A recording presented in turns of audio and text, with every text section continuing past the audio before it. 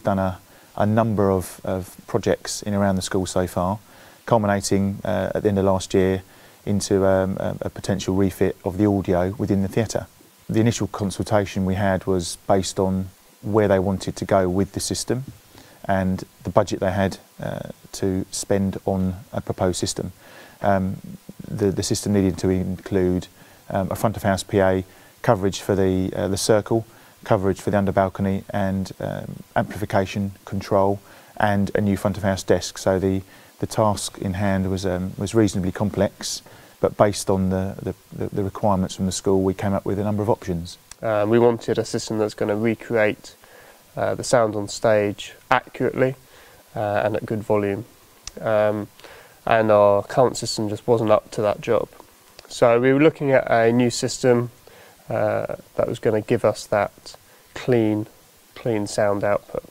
So we wanted a more professional system, but obviously within our financial restraints.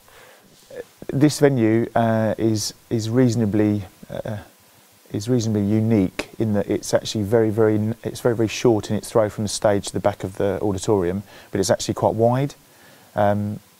The system they had been using was based around traditional point source boxes, full range, that were more of a PA box as opposed to a theatrical box. So there were a number of elements missing from the musical content. That as well, there were lots of them just to try and cover the width of the auditorium.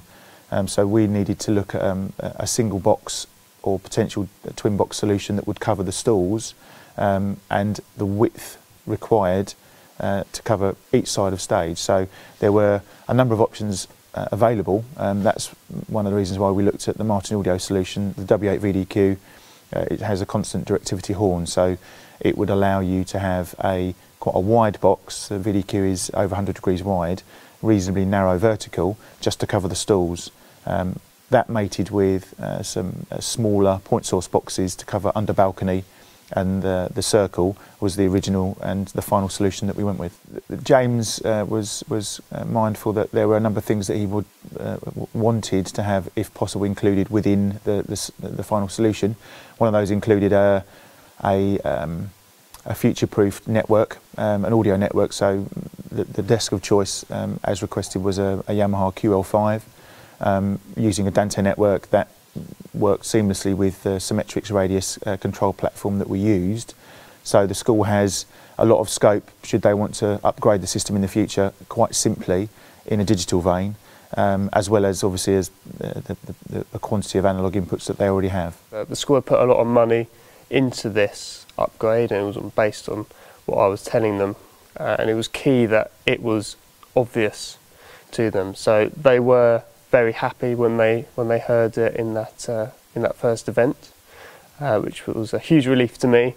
They were very impressed with the difference. So it was an obvious change of audio quality from the old system to the new, even to an untrained ear. So it was nice to see that install was well received.